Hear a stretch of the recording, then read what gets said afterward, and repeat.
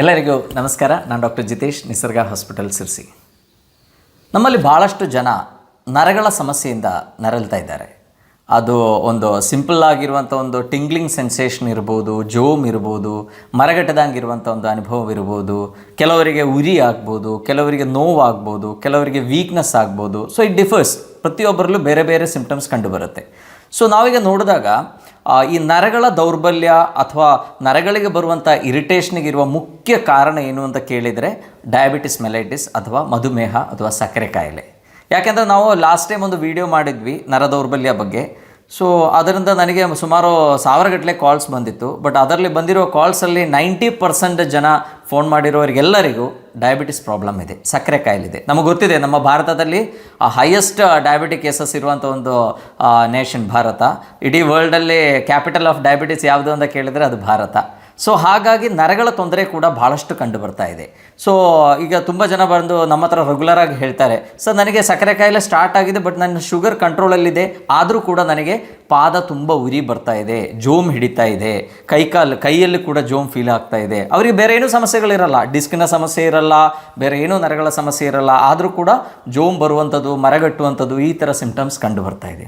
ಇನ್ನು ಕೆಲವರಿಗೆ ಏನಾಗುತ್ತೆ, ಡಯಾಬಿಟಿಸ್ ಜಸ್ಟ್ ಸ್ಟಾರ್ಟ್ ಆಗಿರುತ್ತೆ, ಮೇ ಬಿ ಜಸ್ಟ್ ಒಂದು 2-3 ಮಂತ್ಸ್ ಬ್ಯಾಕ್ ಅಷ್ಟೇ ಅವರು ಸಕ್ಕರೆ ಕಾಯಿಲೆ ಇದೆ ಅಂತ ಡಯಾಗ್ನೋಸ್ ಆಗಿರ್ತಾರೆ. ಬಟ್ ಅವರಿಗೂ ಕೂಡ ಭಾಳ ದಿವಸದಿಂದ ಈ ಸಮಸ್ಯೆ ಕಂಡು ಬರ್ತಾ ಇದೆ. ಅಂದರೆ ನರಗಳಿಗೆ ಇರಿಟೇಷನ್ ಆಗೋದು, ಜೋಮ್ ಬರೋದು, ಸೊ ಈ ಥರ ಭಾಳಷ್ಟು ಸಮಸ್ಯೆಗಳು. ಇದು ಒಂದೇ ಅಲ್ಲ, ಇದರೊಟ್ಟಿಗೆ ಭಾಳಷ್ಟು ಸಿಂಪ್ಟಮ್ಸ್ ಕಂಡು ಬರುತ್ತೆ. ಸೊ ನಾ ಈ ವಿಡಿಯೋದಲ್ಲಿ ನಿಮಗೆ ಮೇನ್ಲಿ ಈ ಡಯಾಬಿಟಿಕ್ ನ್ಯೂರೋಪತಿ ಅಂದರೆ ಏನು, ಅದರಿಂದ ಏನೇನು ಸಿಂಪ್ಟಮ್ಸ್ ಕಾಣಬಹುದು, ಯಾಕೆಂದರೆ ಭಾಳಷ್ಟು ಸಿಂಪ್ಟಮ್ಸ್ ನಮಗೆ ಗೊತ್ತಿಲ್ಲ. ಲೈಕ್ ಇದು ಡಯಾಬಿಟಿಸ್ದೇ ಒಂದು ಕಾಂಪ್ಲಿಕೇಶನ್ ಅಂತ ಗೊತ್ತಿಲ್ಲ. ಸೊ ಅದೆಲ್ಲ ನಾವು ತಿಳ್ಕೊಂಡ್ರೆ, ಇನಿಷಿಯಲ್ ಸ್ಟೇಜಲ್ಲೇ ಅದನ್ನು ಐಡೆಂಟಿಫೈ ಮಾಡಿಕೊಂಡ್ರೆ ನಾವು ಕರೆಕ್ಟಾಗಿ ಟ್ರೀಟ್ ಮಾಡಿ ಭಾಳ ಮುಂದೆ ಬರಲಿಕ್ಕಿರುವಂಥ ಒಂದು ಮೇಜರ್ ಕಾಂಪ್ಲಿಕೇಶನನ್ನು ಪ್ರಿವೆಂಟ್ ಮಾಡಲಿಕ್ಕೆ ಸಾಧ್ಯ. ಸೊ ಈ ಡಯಾಬಿಟಿಕ್ ನ್ಯೂರೋಪತಿ ಅಂದರೆ ನ್ಯೂರೋಪತಿ ಅಂದರೆ ನರಗಳಿಗೆ ಬರುವಂಥ ಡ್ಯಾಮೇಜಿಂದ ನಮಗೆ ಫೀಲ್ ಆಗುವಂಥ ಡಿಫ್ರೆಂಟ್ ಸೆನ್ಸೇಷನ್ಸ್. ಅದು ಪೇಯ್ನ್ ಇರ್ಬೋದು, ಅಥವಾ ಸ್ವೆಲ್ಲಿಂಗ್ ಇರ್ಬೋದು, ಅಥವಾ ಕ್ರ್ಯಾಂಪ್ಸ್ ಇರ್ಬೋದು, ಅಥವಾ ಜಿಂಜಿರಿಕೆ ಇರ್ಬೋದು, ಅಥವಾ ಮರಗಟ್ಟಿದಂಗೆ ಇರ್ಬೋದು. ಸೊ ಭಾಳಷ್ಟು ಸಿಂಪ್ಟಮ್ಸ್. ಸೊ ಜನ ಏನು ತಿಳ್ಕೊಂಡಿದ್ದಾರೆ ಅಂದರೆ, ಸಕ್ಕರೆ ಕಾಯಿಲೆಯಿಂದ ಬರುವಂಥ ಕಾಂಪ್ಲಿಕೇಶನ್ಸ್ ಏನಿದೆ ಅದು ಬರೀ ಲೈಕ್ ಡಯಾಬಿಟಿಕ್ ನ್ಯೂರೋಪತಿ ಅಂದರೆ ಬರೀ ನಮಗೆ ಉರಿ ಫೀಲ್ ಆಗ್ಬೋದು ಅಥವಾ ಜೋಮ್ ಅನಿಸ್ಬೋದು. ಸೊ ಈ ಥರ ಸಿಂಪ್ಟಮ್ಸ್ ಅಂತ ಅಷ್ಟೇ ಅಂದ್ಕೊಂಡಿದ್ದಾರೆ. ಬಟ್ ಅದಲ್ಲ. ಡಯಾಬಿಟಿಕ್ ನ್ಯೂರೋಪತಿ ಏನಿದೆ ಅದು ಇಟ್ಸ್ ವೆರಿ ಕಾಂಪ್ಲಿಕೇಟೆಡ್. ನರಗಳ ದೌರ್ಬಲ್ಯದಿಂದ ನಮ್ಮ ರಕ್ತ ಸಂಚಾರಕ್ಕೆ ಪ್ರಾಬ್ಲಮ್ ಆಗ್ಬೋದು, ನಮ್ಮ ಸೆಕ್ಷುವಲ್ ವೀಕ್ನೆಸ್ ನಮಗೆ ಬರುವಂಥ ಸಾಧ್ಯತೆಗಳಿದೆ. ಅದೇ ಥರ ನಮ್ಮ ಡೈಜೆಷನ್ ಕಡಿಮೆ ಆಗುವಂಥ, ಅಂದರೆ ಸರಿಯಾಗಿ ಡೈಜೆಷನ್ ಆಗದೇ ಇರುವಂಥ ಸಾಧ್ಯತೆಗಳಿದೆ. ಆ್ಯಂಡ್ ನಮಗೆ ಬ್ಯಾಲೆನ್ಸ್ ತಪ್ಪೋಗುವಂಥ ಸಾಧ್ಯತೆ ಇದೆ. ನಮ್ಮ ಮೋಟಾರ್ ಫಂಕ್ಷನ್ಸ್ ಅಂದರೆ ಸರಿಯಾಗಿ ಕೈಕಾಲುಗಳು ಅಲುಗಾಡಿಸದೇ ಇರುವಂಥ, ಅಂದರೆ ಈ ಥರ ಭಾಳಷ್ಟು ಕಾಂಪ್ಲಿಕೇಶನ್ಸ್ ಬರುವಂಥ ಸಾಧ್ಯತೆ ಇದೆ. ಸೊ ಈ ವಿಡಿಯೋದಲ್ಲಿ ಫಸ್ಟ್ ಸಕ್ಕರೆ ಕಾಯಿಲೆಯಿಂದ ಬರುವಂಥ ನರ ದೌರ್ಬಲ್ಯ ಏನಿದೆ, ಅದು ಏನೇನು ಇರ್ಬೋದು, ಬಾಡಿ ಏನೇನು ಲಕ್ಷಣಗಳು ತೋರಿಸ್ಬೋದು, ಆ್ಯಂಡ್ ಅದನ್ನು ನಾವು ಹೇಗೆ ಮ್ಯಾನೇಜ್ ಮಾಡಬೇಕು ಅಂತ ನಾವು ತಿಳಿದುಕೊಳ್ಳೋಣ. ನಮ್ಮ ಬಾಡಿ ಫಂಕ್ಷನ್ಸನ್ನೆಲ್ಲ ಕಂಟ್ರೋಲ್ ಮಾಡೋದು ನಮ್ಮ ದೇಹದಲ್ಲಿರುವಂಥ ನರಗಳು. ಸೊ ಅದಕ್ಕಿರುವಂಥ ಕರೆಕ್ಟಾಗಿರುವ ಕಮ್ಯಾಂಡ್ಸ್ ಕೊಡೋದು, ಅಲ್ಲಿ ಇರುವಂಥ ಇನ್ಫಾರ್ಮೇಷನ್ನ ಕಲೆಕ್ಟ್ ಮಾಡಿ ಬ್ರೈನಿಗೆ ಸಪ್ಲೈ ಮಾಡೋದು, ಇದೆಲ್ಲ ಮಾಡೋದು ನಮ್ಮ ದೇಹದಲ್ಲಿರುವಂಥ ನರಗಳದು ನೆಟ್ವರ್ಕ್. ಸೊ ಸಕ್ಕರೆ ಕಾಯಿಲೆ ಇದ್ದಾಗ ಏನಾಗುತ್ತೆ ಅಂದರೆ, ನಮ್ಮ ರಕ್ತದಲ್ಲಿ ಶುಗರ್ನ ಅಂಶ ಹೆಚ್ಚಾದಾಗ ನಮ್ಮ ನರಗಳಿಗೆ ಒಂದು ಆಕ್ಸಿಡೇಟಿವ್ ಸ್ಟ್ರೆಸ್ ಅಥವಾ ಆಕ್ಸಿಡೇಟಿವ್ ಡ್ಯಾಮೇಜ್ ಆಗುವಂಥ ಸಾಧ್ಯತೆ ಇದೆ. ಅಂದರೆ ನರಗಳಿಗೆ ತುಂಬ ಇರಿಟೇಷನ್ ಆಗುತ್ತೆ. ಬಾಡಿಯಲ್ಲಿ ಪ್ರೊಡ್ಯೂಸ್ ಆಗುವಂಥ ಮೆಟಬಾಲಿಕ್ ಎಂಡ್ ಪ್ರಾಡಕ್ಟ್ಸ್ ಏನಿದೆ ಅದಕ್ಕೆ ನಾವು ಫ್ರೀ ರ್ಯಾಡಿಕಲ್ಸ್ ಅಂತ ಹೇಳ್ತೀವಿ. ಸೊ ಇದರಿಂದ ನಮ್ಮ ನರಗಳದ್ದು ಟಿಪ್ಸ್ ಏನಿದೆ ಅಥವಾ ನರ್ವ್ ರೂಟ್ಸ್ ಏನಿದೆ ಅದೆಲ್ಲ ಇಂಜೂರ್ ಆಗುವಂಥ ಸಾಧ್ಯತೆಗಳಿದೆ. ಸೊ ಆ ಇರಿಟೇಷನ್ ಬಂದಾಗ ಏನಾಗುತ್ತೆ, ನಮಗೆ ಬೇರೆ ಬೇರೆ ಸಿಂಪ್ಟಮ್ಸ್ ಬಾಡಿ ತೋರಿಸುತ್ತೆ. ಇದು ಒನ್ ರೀಸನ್. ಇನ್ನು ಎರಡನೇ ರೀಸನ್ ಏನು ಅಂತ ಹೇಳಿದರೆ, ನಮ್ಮ ನರಗಳೇನಿದೆ ಅದಕ್ಕೆಲ್ಲ ರಕ್ತ ಸಂಚಾರ ಬೇಕು. ಆ್ಯಂಡ್ ನರಗಳು ಅಂದರೆ ದೇ ಆರ್ ವೆರಿ ಸೆನ್ಸಿಟಿವ್. ಒಂದು ಸಣ್ಣ ವೇರಿಯೇಷನ್ ಇದ್ದರೂ ಕೂಡ ನರಗಳಿಗೆ ಅದು ತಡ್ಕೊಳ್ಳೋಕ್ಕಾಗಲ್ಲ. ಅದೇನಾದರೂ ಒಂದು ಸಿಂಪ್ಟಮ್ ತೋರಿಸುತ್ತೆ. ಸೊ ನಾವು ಯಾವಾಗ ನಮ್ಮ ಬ್ಲಡ್ ಶುಗರ್ ಲೆವೆಲ್ ಹೈ ಇದೆಯೋ, ಸಣ್ಣ ಸಣ್ಣ ರಕ್ತನಾಳಗಳಲ್ಲಿ ಇನ್ಫ್ಲಮೇಷನ್ ಆಗುತ್ತೆ. ಇನ್ಫ್ಲಮೇಷನ್ ಆದಾಗ ಏನಾಗುತ್ತೆ, ಅಲ್ಲಿ ಸರಿಯಾಗಿ ರಕ್ತ ಸಂಚಾರ ಆಗಲ್ಲ, ಅಲ್ಲಿ ಕ್ಲಾಟ್ ಆಗುವಂಥ ಸಾಧ್ಯತೆ ಇದೆ. ಸೊ ಆವಾಗ ನಮ್ಮ ನರಗಳು ಏನಿದೆ, ಎಸ್ಪೆಷಲಿ ಯಾಕೆ ನೀವೇ ವಿಚಾರ ಮಾಡಿ, ಈ ಪೆರಿಫರಲ್ ನ್ಯೂರೋಪತಿ ಏನಿದೆ ಯಾಕೆ ಫಸ್ಟ್ ಪಾದಗಳಲ್ಲಿ ಅಥವಾ ಕೈ ತುದಿಯಲ್ಲೆಲ್ಲ ಅನುಭವ ಆಗುವಂಥ ಕಾರಣ ಏನು? ಯಾಕೆಂದರೆ ನಮಗೆ ಗೊತ್ತಿದೆ ಅದೆಲ್ಲ ನಮ್ಮ ಹಾರ್ಟಿಂದ ದೂರ ಇರುವಂಥ ಜಾಗಗಳು. ಸೊ ಅಲ್ಲಿಗೆ ಕರೆಕ್ಟಾಗಿ ಆಕ್ಸಿಜನ್ ಸಪ್ಲೈ ಆಗಲ್ಲ. ಈ ಸಣ್ಣ ಸಣ್ಣ ನರಗಳಿಗೆ ಸಪ್ಲೈ ಮಾಡುವಂಥ ಬ್ಲಡ್ ವೆಸಲ್ಸ್, ರಕ್ತನಾಳಗಳೇನಿದೆ ಅದರಲ್ಲಿ ಏನಾದರೂ ಬ್ಲಾಕೇಜ್ ಆದರೆ ಆಕ್ಸಿಜನ್ ಮತ್ತು ಬಾಕಿ ಇರುವಂಥ ನ್ಯೂಟ್ರಿಯೆಂಟ್ಸ್ ಏನಿದೆ ಅದು ಕರೆಕ್ಟಾಗಿ ಸಪ್ಲೈ ಆಗಲ್ಲ. ಸೊ ಸಪ್ಲೈ ಆಗದೇ ಇದ್ದಂಗೆ ಏನಾಗುತ್ತೆ, ಆ ನರಗಳು ಇರಿಟೇಟ್ ಆಗುತ್ತೆ. ಅದು ನಮಗೆ ನಾನು ಹೇಳ್ದಂಗೆ ಲೈಕ್ ಜೋಮ್ ಅನುಭವ ಆಗ್ಬೋದು, ಉರಿ ಆಗ್ಬೋದು, ಕೆಲವರಿಗೆ ಇದೇನೂ ಇರಲ್ಲ, ಜೋಮು ಇರಲ್ಲ, ಉರಿ ಇರಲ್ಲ, ಬಟ್ ಒಂದು ಸಣ್ಣ ಟಚ್ ಕೂಡ ಭಾಳ ಇರಿಟೇಟ್ ಮಾಡುತ್ತೆ. ರಾತ್ರಿ ಒಂದು ಬೆಡ್ಶೀಟ್ ಹೊತ್ಕೊಳ್ಳಿಕ್ಕೂ ಆಗಲ್ಲ, ಬಟ್ಟೆ ತಾಗಿದ್ರೂ ಕೂಡ ತುಂಬ ಉರಿ ಅಥವಾ ನೋವು ಅಂತ ಅನುಭವ ಆಗುತ್ತೆ. So it differs from person to person. ಯಾಕೆಂದರೆ ನರಗಳು ಇದ್ದಿದ್ದಕ್ಕೆ ನಮಗೆ ಪ್ರತಿಯೊಂದು ಕೆಲಸನೂ ಮಾಡಲಿಕ್ಕಾಗೋದು. ನಾವು ನಡೆಯೋದಾಗಲಿ, ನಾವು ಮಲಗಿದಾಗ, ಈಗ ನಮಗೆ ಕಣ್ಣು ಮುಚ್ಚಿದ್ರು ಕೂಡ ನಮಗೆ ಗೊತ್ತಿದೆ ನಮ್ಮ ಮೂಗು ಎಲ್ಲಿದೆ, ನಮ್ಮ ಕಣ್ಣು ಎಲ್ಲಿದೆ, ನಮ್ಮ ಕಿವಿ ಎಲ್ಲಿದೆ, ಎಲ್ಲ ನಮಗೆ ಗೊತ್ತಿದೆ. ಸೊ ಇದೆಲ್ಲ ಸಾಧ್ಯ ಆಗೋದು ನಮ್ಮ ನರಗಳು ಸರಿಯಾಗಿ ಕೆಲಸ ಮಾಡ್ತಾ ಇದ್ದಿದ್ದಕ್ಕೆ. ಸೊ ಪೆರಿಫರಲ್ ನ್ಯೂರೈಟಿಸ್ ಏನಿದೆ, ಲೈಕ್ ಪೆರಿಫರಲ್ ನ್ಯೂರೋಪತಿ ಏನಿದೆ, that is one of the main symptom. ಅದಕ್ಕೆ ಮೇನ್ ಕಾರಣ ಏನು ಅಂದರೆ ಡಯಾಬಿಟಿಸ್ ಮೆಲೈಟಿಸ್ ಇಂದ, ಸಕ್ಕರೆ ಕಾಯಿಲೆಯಿಂದ ಶುಗರ್ ಹೆಚ್ಚಾಗೋದ್ರಿಂದ ಏನಾಗುತ್ತೆ, ನಮ್ಮ ಎಕ್ಸ್ಟ್ರಿಮಿಟೀಸ್ ಅಲ್ಲಿ ಇರುವಂಥ ನರ್ವ್ ಎಂಡಿಂಗ್ಸ್ ಏನಿದೆ ಅದರಲ್ಲಿ ಬರುವಂಥ ಇರಿಟೇಷನ್. ಸೊ ಇದು ಮೇನ್ಲಿ ಆಗೋದು ಸೆನ್ಸರಿ ನರ್ವ್ಗೆ. ಇದೇನಾ ಹೇಳೋದು ಅಂದರೆ ಡಯಾಬಿಟಿಸ್ ಇದ್ದವರಿಗೆ ಬರೀ ನಾವೆಲ್ಲ ತಿಳ್ಕೊಂಡಿದ್ದು ಪಾದ ಉರಿ ಅಷ್ಟೇ ಪೆರಿಫರಲ್ ನ್ಯೂರೈಟಿಸ್ ಅಥವಾ ಡಯಾಬಿಟಿಕ್ ನ್ಯೂರೋಪತಿ ಅಂದರೆ ಪಾದ ಉರಿ ಅಷ್ಟೇ ಅಂತ ಅಂದ್ಕೊಂಡಿದ್ದಾರೆ. ಅದಲ್ಲ. ಇದರಲ್ಲಿ ನಾನೀಗ ಹೇಳ್ತೇನೆ ಪ್ರತಿಯೊಂದು ಸಿಂಪ್ಟಮ್ಸ್ ಎಷ್ಟೊಂದು ಕಾಂಪ್ಲಿಕೇಟೆಡ್ ಆಗಿರುತ್ತೆ ಅಂತ ನೋಡಿ. ಸೊ ಯಾವಾಗ ಡಯಾಬಿಟಿಸ್ ಹೆಚ್ಚಾಗಿ ಅಥವಾ ಶುಗರ್ ಲೆವೆಲ್ ಹೆಚ್ಚಾಗಿ ಆ ನರಗಳು ಲೈಕ್ ಸೆನ್ಸರಿ ನರ್ವ್ಗೆ ಇರಿಟೇಷನ್ ಆಗುತ್ತೋ, ಸೆನ್ಸರಿ ನರ್ವ್ ಅಂದ್ರೆ ಏನು, ನಮ್ಮ ಇನ್ಫಾರ್ಮೇಷನ್ನ, ನಮ್ಮ ಸುತ್ತಮುತ್ತಲು ಇರುವಂಥ ಇನ್ಫಾರ್ಮೇಷನ್ನ ತಗೊಂಡು ಬ್ರೈನಿಗೆ ಸಪ್ಲೈ ಮಾಡುವಂಥದ್ದು. ಈಗ ಯಾರೋ ಮುಟ್ಟಿದ್ರೆ ಯಾರೋ ಮುಟ್ಟಿದ್ದಾರೆ, ಬಿಸಿ ತಾಗಿದ್ರು ಕೂಡಲೇ ಅದು ಬಿಸಿ ಇದೆ, ಅದೆಲ್ಲ ಗೊತ್ತಾಗೋದು ನಮಗೆ ಸೆನ್ಸರಿ ನರ್ವಿಂದ. ಸೊ ಅದಕ್ಕೆ ಇರಿಟೇಷನ್ ಆದಾಗ ಏನಾಗುತ್ತೆ, ಯಾಕಂದರೆ ರಕ್ತ ಸಂಚಾರ ಎಕ್ಸ್ಟ್ರಿಮಿಟೀಸಿಗೆ ಕಡಿಮೆ ಆಗುತ್ತೆ, ಆಕ್ಸಿಜನ್ ಕಡಿಮೆ ಆಗುತ್ತೆ. ಸೊ ಹಾಗಾಗಿ ಅದಕ್ಕೆ ಇರಿಟೇಷನ್ ಆದರೆ ಏನಾಗುತ್ತೆ, ನಮಗೆ ಈ ಥರ ಫೀಲಿಂಗ್ಸ್ ಬರುತ್ತೆ. ಉರಿ ಇರ್ಬೋದು, ಜೋಮ್ ಇರ್ಬೋದು, ಲೈಕ್ ತುಂಬ ನಮ್ನೆಸ್, ಮರಗಟ್ಟದಂಗೆ ಅನುಭವ ಆಗುವಂಥದ್ದು. ಸೊ ಇದೆಲ್ಲ ಲೈಕ್ ಸೆನ್ಸರಿ ನರ್ವ್ಗೆ ಎಫೆಕ್ಟ್ ಆದರೆ ಬರುವಂಥ ಸಮಸ್ಯೆಗಳು. ಸೊ ಅದೇ ಥರ ಏನಕ್ಕಾಗ್ಬೋದು, ಇನ್ನು ಮೋಟೋರ್ ನರ್ವ್ಸ್ ಅಂತ ಇದೆ. ಈಗ ನಮಗೆ ಏನೋ ಒಂದು ಮುಳ್ಳು ತಾಗಿದ್ರೆ ಸಡನ್ಲಿ ಸೆನ್ಸರಿ ನರ್ವಿಂದ ಆ ಪೇಯ್ನ್ ನಮಗೆ ಗೊತ್ತಾಯಿತು, ಬ್ರೈನ್ಗೆ ಏನೋ ತಾಗಿದೆ. ಸೊ ನೆಕ್ಸ್ಟ್ ಸ್ಟೆಪ್ ಏನು, ಇಮ್ಮಿಡಿಯೇಟ್ಲಿ ಕಾಲನ್ನು ವಾಪಸ್ ತಗೋಬೇಕು. ಸೊ ಆ ವಾಪಸ್ ಕಾಲನ್ನು ತಗೋಬೇಕು ಅಂದರೆ ಅಲ್ಲಿ ಇರುವಂಥ ಮಸಿಲ್ಸ್ ಕೆಲಸ ಮಾಡಬೇಕು. ಆ ಮಸಿಲ್ಸ್ ಕೆಲಸ ಮಾಡಬೇಕು ಅಂದರೆ ಮೋಟಾರ್ ನರ್ವ್ಸ್ ಅಂತ ಏನಿದೆ, ಬ್ರೈನಿಂದ ಇನ್ಫಾರ್ಮೇಷನ್ನ, ಕಮ್ಯಾಂಡ್ಸನ್ನು, ಆ ಕಾಲು ಹಿಂದೆ ತೆಗಿ ಅಂತ ಕಮ್ಯಾಂಡನ್ನು ಕೊಡುವಂಥ ಆ ನರಗಳೇನಿದೆ ಅದಕ್ಕೆ ವೀಕ್ನೆಸ್ ಬಂದರೆ ಏನಾಗ್ಬೋದು, ನಮಗೆ ಲೈಕ್ ಕೈಕಾಲು ವೀಕ್ನೆಸ್. ತುಂಬ ಡಯಾಬಿಟಿಕ್ ಪೇಷಂಟ್ಸ್ ಹೇಳ್ತಾರೆ, ಬಟ್ ಅವ್ರಿಗೆ ಗೊತ್ತಿಲ್ಲ ಇದು is also A diabetic neuropathy ಅಂತ ಗೊತ್ತಿಲ್ಲ. ಅವ್ರೇನು ಹೇಳ್ತಾರೆ, ನನಗೆ ತುಂಬ ಸುಸ್ತಾಗುತ್ತೆ ಸರ್, ನನಗೆ ನಡೆಯೋಕ್ಕಾಗಲ್ಲ, ಕೆಳಗಡೆ ಕೂತ್ಕೊಂಡ್ರೆ ಏಳುವಾಗ ಸಪೋರ್ಟ್ ಕೊಟ್ಟು ಏಳಬೇಕಾಗುತ್ತೆ, ಮಾಂಸಖಂಡಗಳೇನಿದೆ ತುಂಬ ಕ್ರ್ಯಾಂಪ್ಸ್ ಬರುತ್ತೆ. ಅದೆಲ್ಲ ಎಸ್ಪೆಷಲಿ ಅವರಿಗೆ ರಾತ್ರಿ ಫೀಲ್ ಆಗಿದೆ, ರಾತ್ರಿ ಮಲಗಿದಾಗ ತುಂಬ ಮೀನಗಂಡ ಕ್ರ್ಯಾಂಪ್ ಬರುತ್ತೆ. ಅಥವಾ ನನಗೆ ಮೇನ್ಲಿ ಅದು ತೊಡೆ, ಲೈಕ್ ಏನು ನಮ್ಮ ಹ್ಯಾಮ್ಸ್ಟ್ರಿಂಗ್ಸ್ ಏನಿದೆ ಅಥವಾ ಕ್ವಾಡ್ರಿಸೆಪ್ಸ್ ಮಸಿಲ್ಸ್ ಏನಿದೆ, ತೊಡೆಯಲ್ಲಿರುವಂಥ ಮೇನ್ ಮಸಿಲ್ಸ್ ಏನಿದೆಯಲ್ಲ ಅದರಲ್ಲಿ ತುಂಬ ವೀಕ್ನೆಸ್ ಬರೋದು, ನಡೆಯುವಾಗ ಒಂಥರ ಶಕ್ತಿ ಇಲ್ಲದೆ ಇದ್ದಂಗೆ ಅನಿಸೋದು, ಕುತ್ಕೊಂಡ್ರೆ ಏಳಲಿಕ್ಕಾಗದೇ ಇರುವಂಥದ್ದು. ಸೊ ಈ ಥರ ಸಮಸ್ಯೆಗಳು ಮೋಟೋರ್ ನರ್ವ್ಗೆ ಎಫೆಕ್ಟ್ ಆದಾಗ ಕಂಡು ಬರುವಂಥ ಸಿಂಪ್ಟಮ್ಸ್. ಸೊ ಇದು ಕೂಡ ಡಯಾಬಿಟಿಕ್ ನ್ಯೂರೋಪತಿನೇ, ಬರೀ ಉರಿ ಒಂದೇ ಅಲ್ಲ ನ್ಯೂರೋಪತಿ. ಆ್ಯಂಡ್ ತುಂಬ ಜನರಲ್ಲಿ ನಾನು ಹೇಳಿದ್ದೇನೆ, ಲೈಕ್ ಈಗ ನನಗೆ ಸಕ್ಕರೆ ಕಾಯಿಲೆ ಈಗಷ್ಟೇ ಸ್ಟಾರ್ಟ್ ಆಗಿದೆ, ಬಟ್ ನನಗೆ ಪಾದ ತುಂಬ ಉರಿ ಬರ್ತಾ ಇದೆ ಅಂತ ಹೇಳೋರು ತುಂಬ ಜನ ಇದ್ದಾರೆ. ನಾವು ಅರ್ಥ ಮಾಡ್ಕೋಬೇಕಾಗಿದ್ದೇನೆಂದರೆ ಸಕ್ಕರೆ ಕಾಯಿಲೆ ಈಗಷ್ಟೇ ಡಯಾಗ್ನೋಸ್ ಆಗಿದೆ, ಈಗಷ್ಟೇ ಸ್ಟಾರ್ಟ್ ಆಗಿದೆ ಅಂತಲ್ಲ, ಈಗಷ್ಟೇ ಡಯಾಗ್ನೋಸ್ ಆಗಿದೆ. ಸೊ ಅದಕ್ಕಿಂತ ಬಹಳ ದಿವಸ ಹಿಂದೆನೇ ಅವರು ಪ್ರೀ ಡಯಾಬಿಟಿಕ್ ಅಂತ ಒಂದು ಸ್ಟೇಜಲ್ಲಿ ಇರ್ತಾರೆ. ಪ್ರೀ ಡಯಾಬಿಟಿಕ್ ಅಂದರೆ ಏನು, ಯಾವಾಗ ಖಾಲಿ ಹೊಟ್ಟೆಯಲ್ಲಿ ನಿಮ್ಮ ಶುಗರ್ ಲೆವೆಲ್ ಏನಿದೆ ಅದು 100ರಿಂದ 126 ಇದೆಯೋ, ಯಾವಾಗ ಆಹಾರ ತಗೊಂಡ್ಮೇಲೆ ನಿಮ್ಮ ಶುಗರ್ ಲೆವೆಲ್ ಏನಿದೆ 140ರಿಂದ 200 ಇದೆಯೋ ಅದನ್ನು ನಾವು ಪ್ರೀ ಡಯಾಬಿಟಿಕ್ ಸ್ಟೇಜ್ ಅಂತ ಹೇಳ್ತೀವಿ. ಸೊ ಆ ಸಣ್ಣ ವೇರಿಯೇಷನ್ ಕೂಡ ನಿಮ್ಮ ನರಗಳಿಗೆ ಇರಿಟೇಷನ್ ತರಬಹುದು ಆ್ಯಂಡ್ ಈ ಥರ ಸಿಂಪ್ಟಮ್ಸ್ ಡೆವಲಪ್ ಆಗ್ಬೋದು. ಅವರು ಪ್ರಾಪರ್ ಡಯಾಬಿಟಿಕ್ ಆಗುವಾಗ ಓಕೆ 200 ಅಬೌವ್ ಹೋದ್ಕೂಡಲೇ ಡಾಕ್ಟರ್ ಹೇಳ್ತಾರೆ ನಿಮಗೆ ಡಯಾಬಿಟಿಸ್ ಸ್ಟಾರ್ಟ್ ಆಗಿದೆ ಅಂತ ಹೇಳ್ತಾರೆ, ಬಟ್ ಅಲ್ಲಿ ತನಕ it would have been A long time. So ಆವಾಗ ನಿಮಗೆ ನರಗಳೆಲ್ಲ ಇರಿಟೇಷನ್ ಸ್ಟಾರ್ಟ್ ಆಗಿರುತ್ತೆ. ಸೊ ಜಸ್ಟ್ ಡಯಾಬಿಟಿಸ್ ಸ್ಟಾರ್ಟ್ ಆಗಿ ಒಂದು ಸುಮಾರು 30 ವರ್ಷದ ನಂತರ ಅಷ್ಟೇ ನಿಮಗೆ ಡಯಾಬಿಟಿಕ್ ನ್ಯೂರೋಪತಿ ಡೆವಲಪ್ ಆಗುತ್ತೆ ಅಥವಾ ಉರಿ ಬರುತ್ತೆ ಅಂತಲ್ಲ, ಇಮ್ಮಿಡಿಯೇಟ್ಲಿ ಕೂಡ ಆಗ್ಬೋದು. ಅದಕ್ಕೆ ಟೈಪ್ 2 ಡಯಾಬಿಟಿಕ್ ಪೇಷಂಟ್ಸ್ ಏನಿದ್ದಾರೆ ಅವ್ರೇನು ಮಾಡಬೇಕು, ಡಯಾಬಿಟಿಸ್ ಸ್ಟಾರ್ಟ್ ಆದರೆ ಈ ಥರ ಸಿಂಪ್ಟಮ್ಸ್ ನೋಡಲೇಬೇಕು. They should take care of their feet, ಕಾಲನ್ನು ನೋಡಬೇಕು, ಅಲ್ಲಿ ಏನಾದರೂ ಪ್ರಾಬ್ಲಮ್ ಇದೆಯಾ ಅಂತ ನೋಡಬೇಕು. ಯಾಕಂದ್ರೆ ನೀವೇ ವಿಚಾರ ಮಾಡಿ, ಸೆನ್ಸರಿ ಲಾಸ್ ಇದ್ದರೆ, ಈಗ ಅಲ್ಲಿಂದ ಇನ್ಫಾರ್ಮೇಷನ್ ಕೊಡುವಂಥ ನರಗಳಿಗೆ ಏನಾದರೂ ಸಮಸ್ಯೆ ಆದರೆ ನಮಗೆ ಪೇಯ್ನ್ ಕೆಲವು ಸಲ ಅನಿಸಲ್ಲ. ಅದಕ್ಕೆ ಅಲ್ವಾ ಕಾಲಲ್ಲಿ ದೊಡ್ಡ ಗಾಯ ಆದರೂ ಕೂಡ ಡಯಾಬಿಟಿಕ್ ಪೇಷಂಟ್ಸ್ಗೆ ನೋವು ಅನಿಸಲ್ಲ, ಗ್ಯಾಂಗ್ರೀನ್ ಡೆವಲಪ್ ಆಗುವಂಥ ಸಾಧ್ಯತೆಯೂ ಇದರಿಂದಾನೇ ಇದೆ. ಸೊ ನಾವೇನು ಮಾಡಬೇಕು, ಕಾಲಲ್ಲಿ ಟಚ್ ನಮಗೆ ಪ್ರಾಪರ್ ಆಗಿದೆಯಾ, ಚುಚ್ಚಿದ್ರೆ ಕರೆಕ್ಟಾಗಿ ಗೊತ್ತಾಗುತ್ತಾ, ಫುಡ್ ಕೇರ್, ಕರೆಕ್ಟಾಗಿರೋ ಶೂಗಳನ್ನು ಯೂಸ್ ಮಾಡಿ, ಚಪ್ಪಲ್ ಬೈಟ್ ಆಗದೇ ಇದ್ದಂಗೆ ನೋಡಿ. ಇದೆಲ್ಲ ಹೇಳೋದು ಯಾಕೆ, ಇದೆಲ್ಲ ಡಯಾಬಿಟಿಸ್ ಆಗಿ 10-20 ವರ್ಷ ಆದಮೇಲೆ ಮಾಡಬೇಕು ಅಂತಲ್ಲ. ಫ್ರಮ್ ದ ಡೇ 1 ನಿಮಗೆ ಡಯಾಬಿಟಿಸ್ ಇದೆ ಅಂತ ಗೊತ್ತಾಯ್ತಾ, ಇಮಿಡಿಯೇಟ್ಲಿ ನೀವೇನು ಮಾಡಬೇಕು, ಕಾಲದ್ದು ಹೆಲ್ತನ್ನು ಕರೆಕ್ಟಾಗಿ ನೋಡಬೇಕು, ಕರೆಕ್ಟಾಗಿ ಉಗುರು ಕಟ್ ಮಾಡಬೇಕು, ಕರೆಕ್ಟಾಗಿ ಕ್ಲೀನಾಗಿ ಇಟ್ಕೋಬೇಕು. ಕಾಲಲ್ಲಿರುವ ಸ್ಕಿನ್ ಡ್ರೈ ಆದರೆ ಅದಕ್ಕೆ ಕರೆಕ್ಟಾಗಿ ಏನಾದರೂ ಒಂದು ಮಾಯಿಶ್ಚರೈಸರ್ ಹಾಕಿ ಮಸಾಜ್ ಮಾಡಿ ಸ್ಕಿನ್ ಹೆಲ್ತನ್ನು ಇಂಪ್ರೂವ್ ಮಾಡಬೇಕು. ಆ್ಯಂಡ್ ಏನಾದರೂ ಇಂಜುರಿ, ನಮ್ಮೆಲ್ಲ ವೆಬ್ ಸ್ಪೇಸಸ್ ಏನಿದೆ ಬೆರಳುಗಳ ಮಧ್ಯದಲ್ಲಿರುವ ಜಾಗದಲ್ಲಿ ಫಂಗಲ್ ಇನ್ಫೆಕ್ಷನ್ ಬರುವಂಥ ಸಾಧ್ಯತೆ ಇದೆ, ಅದೆಲ್ಲ ಚೆಕ್ ಮಾಡ್ತಾ ಇರಬೇಕು. ಯಾಕೆಂದರೆ ನಮಗೆ ಡಯಾಬಿಟಿಸ್ ಇದ್ದಾಗ ಅದು ಸೆನ್ಸರಿ ನರ್ವ್ಗೆ ಎಫೆಕ್ಟ್ ಆದಾಗ ನಮಗೆ ಅಲ್ಲಿ ಇರುವಂಥ ಗಾಯ, ಆ ಪೇಯ್ನ್ ಏನಿದೆ ಅದು ಗೊತ್ತಾಗಬೇಕು ಅಂತ ಇಲ್ಲ. ಸೊ ನಾವು diabetic food care is very very important. ಇನ್ನು ಈ ಡಯಾಬಿಟಿಕ್ ನ್ಯೂರೋಪತಿಯಿಂದ ಬರುವಂಥ ಕೆಲವು ಸಿಂಪ್ಟಮ್ಸ್ ನೀವು ಯಾರು ಅಷ್ಟೊಂದು ಅಬ್ಸರ್ವ್ ಮಾಡಿರಲ್ಲ, ಅದಕ್ಕೊಂದು ಎಕ್ಸಾಂಪಲ್ ಹೇಳ್ತೇನೆ. ನಮ್ಮಲ್ಲಿ ಬರುವಂಥ ಕೆಲವು ಪೇಷಂಟ್ ಹೇಳ್ತಾರೆ ಅಂದರೆ ಪೇಷಂಟ್ ಅಡ್ಮಿಟ್ ಆದಾಗ ನಾವು ಹೇಳ್ತೀವಿ ನಿಮ್ಮ ಇನ್ಸುಲಿನನ್ನು ಕರೆಕ್ಟಾಗಿ ರೆಗ್ಯುಲೇಟ್ ಮಾಡೋದು ಅಥವಾ ಮೆಡಿಸಿನ್ಸನ್ನು ಕರೆಕ್ಟಾಗಿ ರೆಗ್ಯುಲೇಟ್ ಮಾಡಿ ಅದಕ್ಕಿರುವಂಥ ಆಹಾರ ಕ್ರಮಗಳನ್ನು ಸೆಟ್ ಮಾಡಿದಾಗ ಸರ್ ನಿಮಗೆ ಏನಾದರೂ ಶುಗರ್ ಕಮ್ಮಿ ಆದರೆ ಇಮ್ಮಿಡಿಯೇಟ್ಲಿ ನಿಮಗೆ ನಿಮ್ಮ ಲೈಕ್ ನಾವು ಜೇನುತುಪ್ಪ ಅಥವಾ ಚಾಕ್ಲೇಟ್ಸು ಅಥವಾ ಏನಾದರೂ ಸ್ವೀಟ್ಸ್ ಇಟ್ಟಿರ್ತೀವಿ ಅದನ್ನು ತಗೋಬೇಕು ಇಮ್ಮಿಡಿಯೇಟ್ಲಿ ಅಂತ ಹೇಳ್ತೀವಿ. ಸೊ ಪೇಷಂಟ್ ತುಂಬ ಲೈಕ್ ಹೆಮ್ಮೆಯಿಂದ ಹೇಳ್ತಾರೆ, ಸರ್ ನನಗೆ ಶುಗರ್ ಕಮ್ಮಿ ಆದರೂ ಕೂಡ ಏನು ಗೊತ್ತಾಗಲ್ಲ, ಏನು ತೊಂದರೆ ಆಗಲ್ಲ ಅಂತ ಹೇಳ್ತಾರೆ. ಅದು ಕೂಡ ನರಗಳದೊಂದು ಸಮಸ್ಯೆ, ಅದು ನಾವು ಫಸ್ಟ್ ತಿಳ್ಕೋಬೇಕು.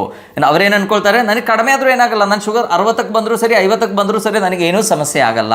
ಸೊ ಅದರ ಅರ್ಥ ಏನು ಅಂದರೆ ಅವರಿಗೆ ಆಟೋನಾಮಿಕ್ ನರ್ವಸ್ ಸಿಸ್ಟಮ್ ಅಂತ ಇದೆ ನಮ್ಮ ಬಾಡಿಯಲ್ಲಿ. ಅಂದರೆ ನಾನು ಈಗ ಹೇಳಿರೋದು ಏನಿದೆ, ಸೆನ್ಸರಿ ನರ್ವ್ಸ್ ಇದೆ, ಮೋಟಾರ್ ನರ್ವ್ಸ್ ಎಲ್ಲ ಹೇಳಾಯಿತು. ಈಗ ಆಟೋನಾಮಿಕ್ ನರ್ವಸ್ ಸಿಸ್ಟಮ್ ಅಂದರೆ ನಮ್ಮ ಮೇನ್ ಬಾಡಿ ಫಂಕ್ಷನ್ಸು, ನಮ್ಮ ಆರ್ಗನ್ಸ್ ಏನಿದೆಲ್ಲ ನಮ್ಮ ಬಾಡಿಯಲ್ಲಿರುವಂಥ ಹಾರ್ಟ್ ಇರ್ಬೋದು, ಲಂಗ್ಸ್ ಇರ್ಬೋದು, ಬ್ಲಡ್ ವೆಸಲ್ಸ್ ಇರ್ಬೋದು, ಲೈಕ್ ಡೈಜೆಸ್ಟಿವ್ ಸಿಸ್ಟಮ್ ಇರ್ಬೋದು, ಕಿಡ್ನಿ ಇರ್ಬೋದು. ಸೊ ಇದನ್ನೆಲ್ಲ ಕಂಟ್ರೋಲ್ ಮಾಡುವಂಥ ನರ್ವಸ್ ಸಿಸ್ಟಮ್ ಇದೆ, ಅದಕ್ಕೆ ನಾವು ಆಟೋನಾಮಿಕ್ ನರ್ವಸ್ ಸಿಸ್ಟಮ್ ಅಂತ ಹೇಳ್ತೀವಿ. ಸೊ ಅದರಲ್ಲಿ ಸಿಂಪಥೆಟಿಕ್ ನರಗಳು ಅಂತ ಇದೆ, ಪ್ಯಾರಾಸಿಂಪಥೆಟಿಕ್ ನರಗಳು ಅಂತ ಇದೆ. ಸಿಂಪಥೆಟಿಕ್ ನರ ಏನು ಮಾಡುತ್ತೆ, ಎಲ್ಲದನ್ನು ಹೆಚ್ಚು ಮಾಡೋ ಕೆಲಸ. ಸಿಂಪಥೆಟಿಕ್ ಆ್ಯಕ್ಟಿವಿಟಿ ಚೆನ್ನಾಗಾದರೆ ಏನಾಗುತ್ತೆ, ನಮಗೆ ನಮ್ಮ ಬ್ರೀತಿಂಗ್ ರೇಟ್ ಹೆಚ್ಚಾಗುತ್ತೆ, ಹಾರ್ಟ್ ರೇಟ್ ಹೆಚ್ಚಾಗುತ್ತೆ, ಪಲ್ಸ್ ರೇಟ್ ಹೆಚ್ಚಾಗುತ್ತೆ, ಬೆವರುತ್ತೆ. ಸೊ ಇದೆಲ್ಲ ಸಿಂಪಥೆಟಿಕ್ದ ಆ್ಯಕ್ಟಿವಿಟಿ. ಆ್ಯಂಡ್ ಪ್ಯಾರಾಸಿಂಪಥೆಟಿಕ್ ಆ್ಯಕ್ಟಿವಿಟಿ ಏನು ಅಂತ ಕೇಳಿದ್ರೆ ಎಲ್ಲದನ್ನ ಕಡಿಮೆ ಮಾಡೋದು. ಹಾರ್ಟ್ ರೇಟ್ ಕಡಿಮೆ ಆಗುತ್ತೆ, ಬ್ರೀತಿಂಗ್ ರೇಟ್ ಕಡಿಮೆ ಆಗುತ್ತೆ, ಪಲ್ಸ್ ರೇಟ್ ಕಡಿಮೆ ಆಗುತ್ತೆ, ಕೋಲ್ಡ್ ಆಗುತ್ತೆ, ನಮಗೆ ಇದೆಲ್ಲ ಪ್ಯಾರಾಸಿಂಪಥೆಟಿಕ್ ಆ್ಯಕ್ಟಿವಿಟಿ. ಸೊ ಇದರ ಒಂದು ಬ್ಯಾಲೆನ್ಸ್ ಇದ್ದರೆ ಮಾತ್ರ ನಮಗೆ ಸರಿಯಾಗಿರುವಂಥ ಬಾಡಿ ಫಂಕ್ಷನ್ಸ್ ಆಗುತ್ತೆ. ಸೊ ಈ ಡಯಾಬಿಟಿಸ್ ಇದ್ದಾಗ ಡಯಾಬಿಟಿಸ್ ಲಾಂಗ್ ಸ್ಟ್ಯಾಂಡಿಂಗ್ ಡಯಾಬಿಟಿಸಲ್ಲಿ ಅದೆಲ್ಲ ಹೆಚ್ಚಾಗಿ ನಾನು ಹೇಳ್ದಂಗೆ ಪೆರಿಫರಲ್ ನರ್ವ್ಸ್ಗೆ ಹೆಂಗೆ ಎಫೆಕ್ಟ್ ಆಗುತ್ತೋ ಅದೇ ಥರ ನಮ್ಮ ಆಟೋನಾಮಿಕ್ ನರ್ವಸ್ ಸಿಸ್ಟಮ್ಗೂ ಎಫೆಕ್ಟ್ ಆದರೆ ಏನಾಗುತ್ತೆ, ನಮಗೆಲ್ಲ ಇಂಬ್ಯಾಲೆನ್ಸ್ ಬರುವಂಥ ಸಾಧ್ಯತೆಗಳಿದೆ. ಸೊ ಅದರಲ್ಲಿ ನಮಗೆ ಬ್ಲಡ್ ಶುಗರ್ ಲೋ ಆದರೆ ಕೆಲವು ಸಲ ಗೊತ್ತಾಗಲ್ಲ.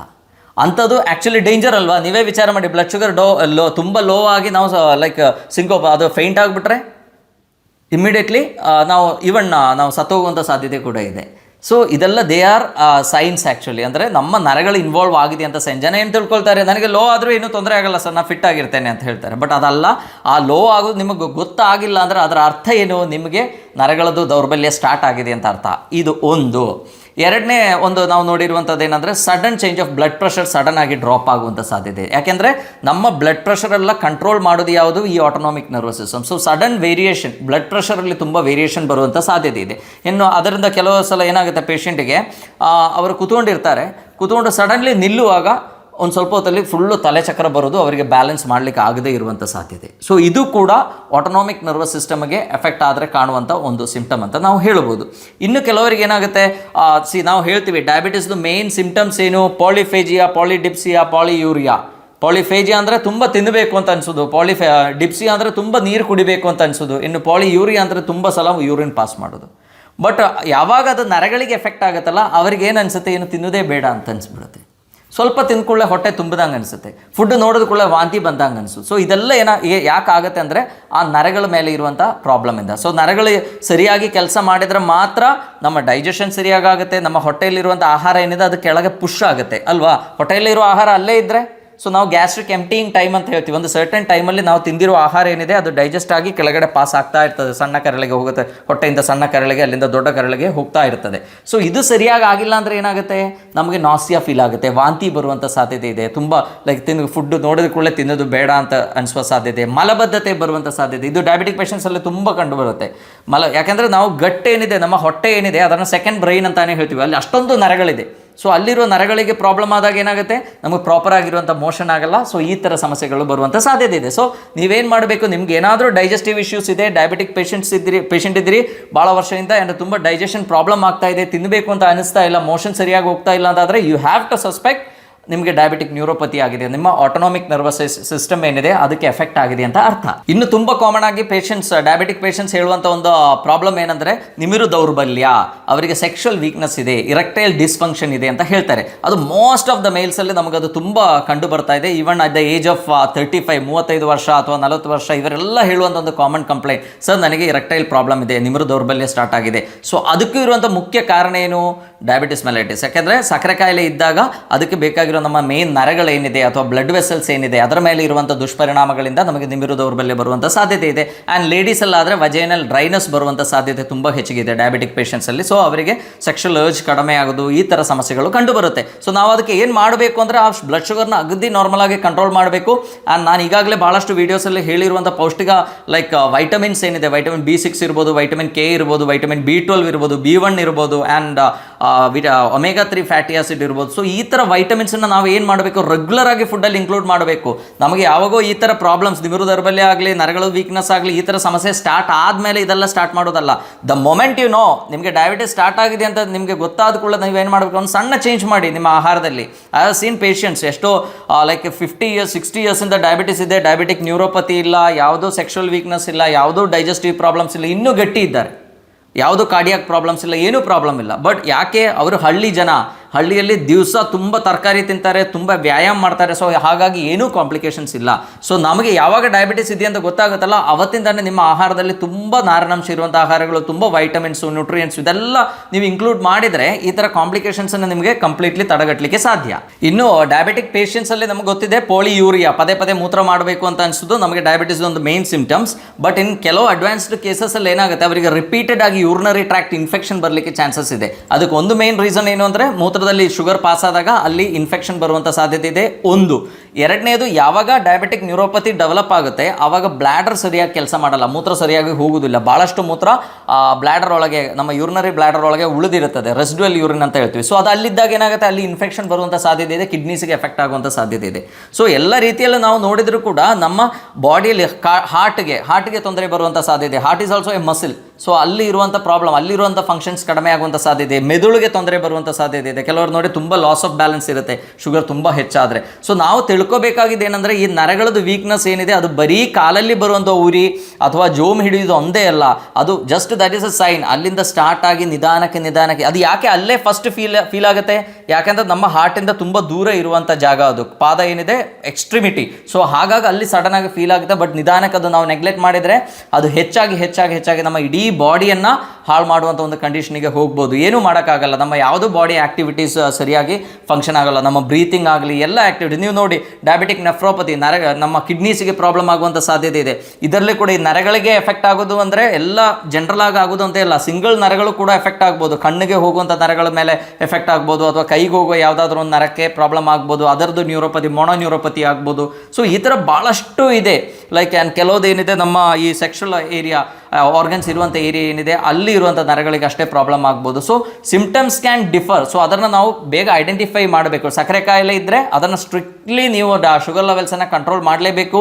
ಅದಕ್ಕೆ ಏನೋ there is no like freedom ಇಲ್ಲ, ಅದರಲ್ಲಿ ಸ್ಟ್ರಿಕ್ಟಾಗಿ ನೀವು ಮಾಡಲೇಬೇಕು. ಎಲ್ಲ ಡಯಟ್ ಫಾಲೋ ಅಪ್ ಕರೆಕ್ಟಾಗಿ ಮಾಡಬೇಕು, ರೆಗ್ಯುಲರಾಗಿ ವ್ಯಾಯಾಮ ಮಾಡಬೇಕು. ಸೊ ಇದೆಲ್ಲ ಮಾಡಿದರೆ ನಾನು ಹೇಳಿರುವಂಥ ಡಯಟ್ ಚಾರ್ಟ್ ಏನಿದೆ ಆಲ್ರೆಡಿ ನಾನು ಹೇಳಿದ್ದೇನೆ. ನಮಗೆ ನರಗಳು ವೀಕ್ನೆಸ್ ಇದ್ದರೆ ಯಾವ ಥರ ಪೌಷ್ಟಿಕಾಂಶಗಳು ತಗೋಬೇಕು ಅಂತ ಅದರದ್ದು ಲಿಂಕ್ ಬೇಕಾದ್ರೆ ನಾನು ಡಿಸ್ಕ್ರಿಪ್ಷನ್ ಬಾಕ್ಸಲ್ಲಿ ಕೊಡ್ತೇನೆ, ಅದು ನೀವು ನೋಡ್ಬೋದು. ಅದರಲ್ಲಿ ತುಂಬ ಕ್ಲಿಯರಾಗಿ ಹೇಳಿದ್ದೇನೆ ಯಾವ್ಯಾವ ವೈಟಮಿನ್ಸ್ ಬೇಕು, ಯಾವ್ಯಾವ ಮಿನರಲ್ಸ್ ಬೇಕು ಅಂತ ಹೇಳಿದ್ದೇನೆ.